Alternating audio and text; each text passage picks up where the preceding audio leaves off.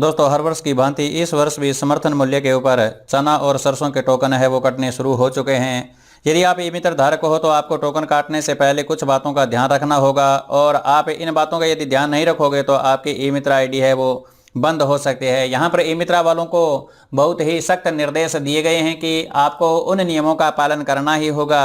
यदि आप उन नियमों का पालन नहीं करोगे तो आपके ऊपर भारी जुर्माना भी लगाया जा सकता है। तो वो कौन कौन सी बातें हैं जिनका आपको ध्यान रखना होगा, आज की वीडियो में मैं यही बताने वाला हूं। ई मित्र धारक को कौन कौन सी बातों का ध्यान रखना होगा, इसके बारे में एक नोटिफिकेशन भी आया हुआ है, तो चलिए हम उस नोटिफिकेशन को ही देख लेते हैं। दोस्तों, कल जो 20 तारीख है तो 20 तारीख से इसके टोकन है वो आपको काटने हैं। आज 19 तारीख है। हालांकि ई मित्र के ऊपर ये ऑप्शन दे तो दिया गया है, लेकिन अभी आपको टोकन इसके नहीं काटने हैं। आपको कुछ बातों का ध्यान रखना होगा, तो उस नोटिफिकेशन के बारे में हम देख लेते हैं। तो राजस्थान राज्य सहकारी क्रय विक्रय संघ लिमिटेड के द्वारा ये जो नोटिफिकेशन है वो 10/3/2023 को जारी किया गया था।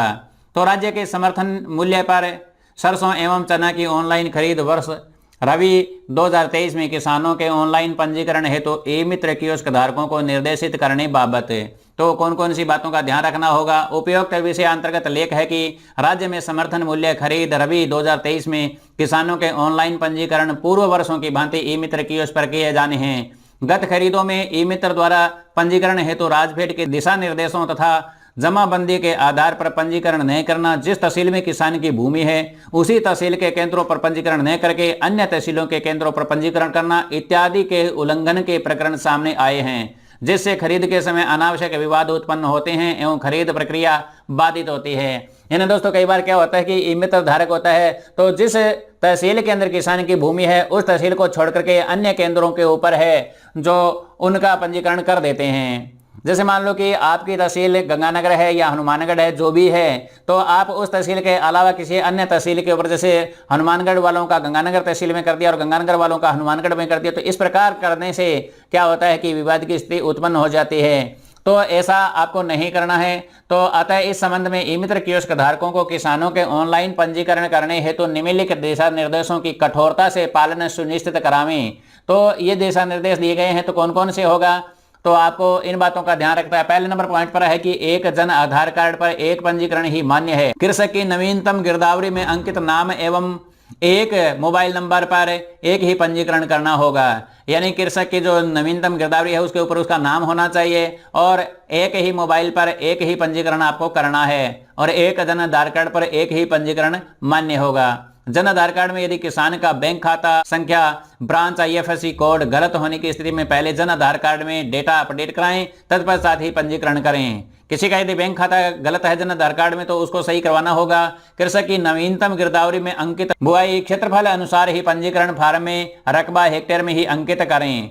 पंजीकरण से पूर्व यह निश्चित कर लें कि किसान की खसरा गिरदावरी में बुआई क्षेत्रफल हेक्टेयर में तथा अंकों तथा शब्दों में अंकित हो तथा कृषक के हिस्से का स्पष्ट उल्लेख हो एवं बोई गई फसल का नाम व रकबा भी स्पष्ट अंकित होना चाहिए। इसके बाद में चौथा पॉइंट है, किसान के आधार कार्ड में मोबाइल नंबर सीडेड होना सुनिश्चित करें। किसान के आधार कार्ड में मोबाइल होना भी जरूरी है। पांचवें पॉइंट में लिखा है कि पंजीकरण फार्म में गिरदावरी में अंकित P35 का क्रमांक एवं दिनांक अवश्य रूप से अंकित करें। यानी पंजीकरण फॉर्म जो हम कर रहे हैं तो गिरदावरी के अंदर जो P35 फॉर्मेट होता है तो वो क्रमांक आपको लगाना जरूरी होगा और उसकी दिनांक भी आपको लगानी होगी कि किस दिनांक को ये P जो क्रमांक है दिया गया है। ऑनलाइन पंजीकरण के समय गिरदावरी में अंकित फसल का ही पंजीकरण उस फसल से संबंधित क्रय केंद्र पर ही करें। यानी जिस तहसील में हो तो उसी केंद्र पर ही उसका जो पंजीकरण आपको करना होगा। मूल गिरदावरी के आधार पर ही पंजीकरण करें। गिरदावरी स्लिप जमाबंदी से पंजीकरण मान्य नहीं होंगे। यानी मूल गिरदावरी यदि कोई किसान लाता है तभी आपको पंजीकरण करना है। यदि आपको गिरदावरी की जो स्लिप ला करके दे दी जाए या जमाबंदी आपको ला करके दे दी जाए तो उसके ऊपर आपको पंजीकरण नहीं करना। इसके बाद में है बटाईदार की स्थिति में बटाईदार एवं भूमि मालिक का Jan Aadhaar card number upload करना होगा। यानी बटाईदार हो या बटेदार के पास में भूमि हो, किसान मालिक हो, तो दोनों का जन आधार कार्ड आपको उसके अंदर बटाईदार का और भूमि मालिक का दोनों का आधार कार्ड आपको जन आधार कार्ड आपको अपलोड करना होगा। बटाईदार अपने नाम से पंजीकरण करवा सकता है। बुआई से पूर्व का अनुबंध माह नवंबर 2022 या पूर्व का भूमि मालिक एवं कृषक के मध्य 100 रुपए के नॉन जुडिशियल के स्टाम्प पर अनुबंध का निष्पादन करवाना होगा। यानी यदि बटाईदार अपने नाम से पंजीकरण कराना चाहता है तो बटाईदार और जो भूमि मालिक है उसके बीच में एक अनुबंध होता है, वो 100 रुपए के स्टाम्प पर लिखा हुआ होना चाहिए, 6 महीने पुराना होना चाहिए, कम से कम 6 महीने पुराना होना चाहिए। बाद की तिथि का अनुबंध मान्य नहीं होगा। यदि आप नवंबर 2022 के बाद का कोई भी अनुबंध लगाते हो तो यह मान्य नहीं होगा। भूमि मालिक एवं बटाईदार के मध्य एक किस्म के लिए एक ही अनुबंध मान्य होगा। किसानों के ऑनलाइन पंजीकरण का उद्देश्य उनसे खरीद की प्राथमिकता का निर्धारण तथा पूर्ण पारदर्शिता बनाए रखना है। ऑनलाइन पंजीकरण होना खरीद की गारंटी नहीं है। यानी आपने ऑनलाइन पंजीकरण कर दिया तो इसका मतलब यह नहीं है कि आपकी खरीद है वो कर ही दी जाएगी। बटाईदार की स्थिति में बटाई अनुबंध आवश्यक रूप से अपलोड करना है। बटाईदार यदि है तो बटाई अनुबंध है वो आपको लगाना ही होगा, अन्यथा वो आपका पंजीकरण मान्य नहीं होगा। गिरदावरी पर पटवारी की मोहर एवं मोबाइल नंबर आवश्यक रूप से अंकित होने की स्थिति में ही पंजीकरण किया जावे। यदि गिरदावरी के ऊपर पटवारी की मोहर नहीं है और मोबाइल नंबर नहीं है तो आपको पंजीकरण नहीं करना। ये बात आपको खास तौर से ध्यान रखनी है। जो भी गिरदावरी आपके पास में आती है तो उसके ऊपर मोबाइल नंबर भी उसके होने चाहिए और मोहर भी लगी हुई होनी चाहिए। इसके बाद में लिखा है कि कृषक की जिस तहसील में भूमि स्थित है उसी तहसील के केंद्र का ही पंजीकरण किया जावे, अन्यथा तहसील पर किया गया पंजीकरण खरीद हेतु मान्य नहीं होगा। यानी कृषक जिस तहसील में रह रहा है तो उस तहसील के अंदर ही उसके तहसील के केंद्र के ऊपर ही आपको पंजीकरण उसका करना होगा। कृषक के अंगूठे बायोमेट्रिक प्रमाणन योग्य होने के उपरांत भी यदि उक्त किसान का पंजीकरण ओटीपी आधार पर किया जाता है तो ऐसे पंजीकरण स्वीकार्य नहीं होंगे। यानी कृषक का अंगूठा या बायोमेट्रिक सत्यापन हो रहा है उसके उपरांत भी यदि कोई ओटीपी के आधार पर उसका पंजीकरण कर देता है तो वो मान्य नहीं होगा। एवं संबंधित एक ई मित्र कियोस्क के खिलाफ विभागीय कार्यवाही तथा ई मित्र लाइसेंस निरस्त करना, अर्थदंड लगाना और पुलिस कार्यवाही अमल में लाई जाएगी। आप ध्यान से देख लें कि ये 13 नंबर पॉइंट आप सभी ई मित्र धारकों के लिए बहुत ही काम का है।